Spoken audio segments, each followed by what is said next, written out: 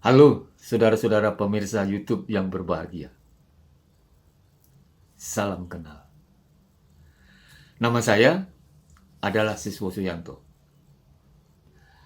Saya ingin berbagi pengalaman dengan saudara-saudara pemirsa tentang sesuatu hal sebagaimana yang saya sampaikan berikut ini. Ada sebuah misteri yang harus saya ungkap ketika saya memulai penelitian saya di bidang hukum keuangan negara dengan membolak-balik buku Written Constitution yang ditulis oleh Henk van Marsden, seorang profesor di bidang hukum undang-undang dasar Universitas Erasmus Rotterdam, bersama asistennya Van der Kam, dan buku Modern Political Constitution yang ditulis oleh C.F. Strong, OBE, MA, PhD, yang diterbitkan di London. Yaitu bukanlah karena mereka mengelompokkan Undang-Undang Dasar 45 ke dalam kelompok undang-undang suatu negara yang memiliki karakter ringkas, tetapi adalah mengapa suatu negara menyusun undang-undang dasar mereka dalam bentuk yang ringkas. Selanjutnya, tentunya terkait dengan tujuan penelitian yang ingin saya lakukan ketika itu adalah keingintahuan mengapa masalah keuangan negara yang ditempatkan dalam satu bab khusus dalam Undang-Undang Dasar 45 ternyata hanya berisi satu pasal. Dan dari satu pasal itu sendiri, bila diperhatikan, yang berkaitan dengan pengelolaan keuangan negara hanya satu ayat, yaitu ayat 1 dalam pasal 23. Saudara-saudara sekalian yang budiman, kemudian ada misteri lain, yaitu ketika saya diserai tugas sebagai ketua tim kecil penyusunan undang-undang bidang keuangan negara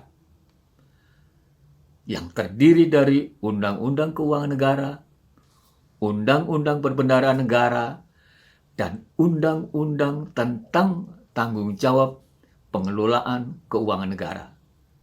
Yaitu, mengapa sejak Indonesia merdeka hingga awal tahun 2000-an, Republik ini tidak memiliki undang-undang dalam bidang keuangan negara.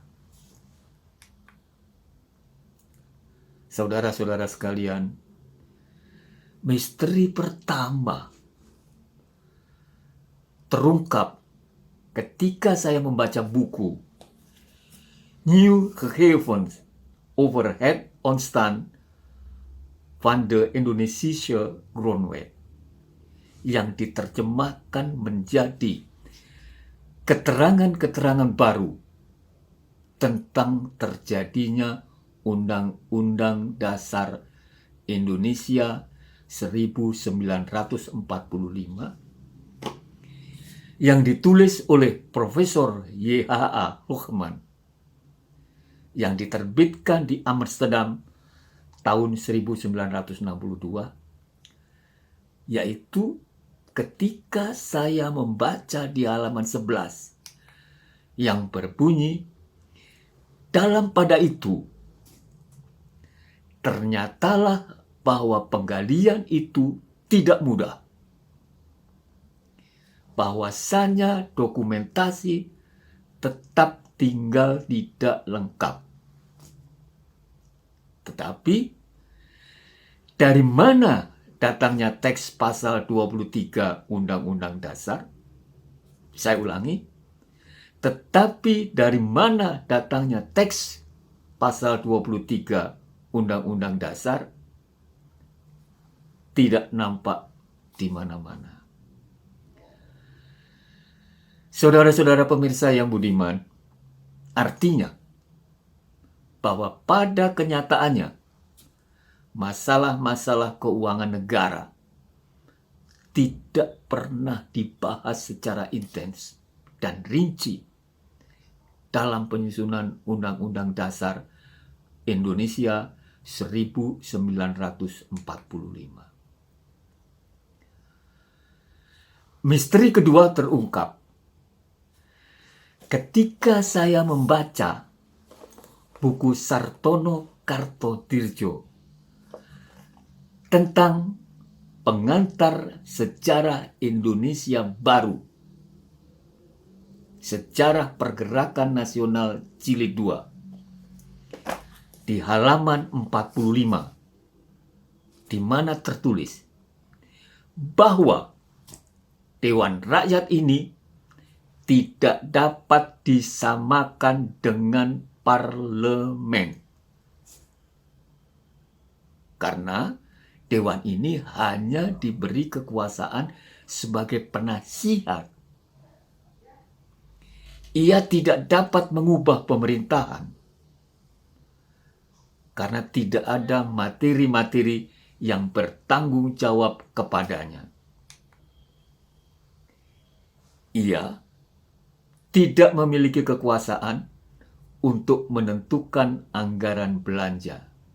Sebab menurut kenyataannya, mahkota tetap mempertahankan kekuasaan legislatifnya.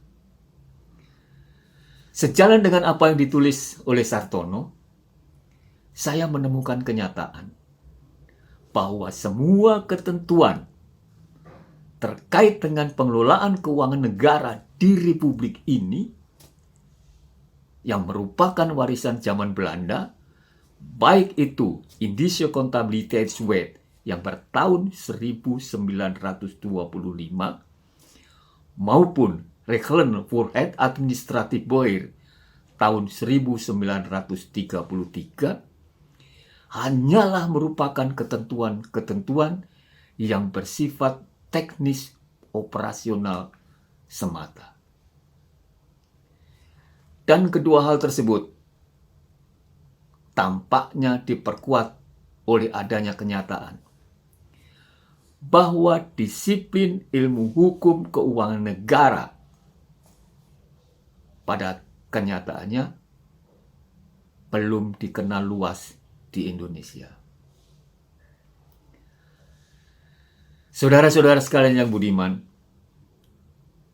atas dasar hal-hal tersebut, kehadiran channel yang mendiskusikan masalah-masalah hukum keuangan negara, khusus tentang Indonesia, tampaknya sangat diperlukan. Terima kasih. Salam sehat.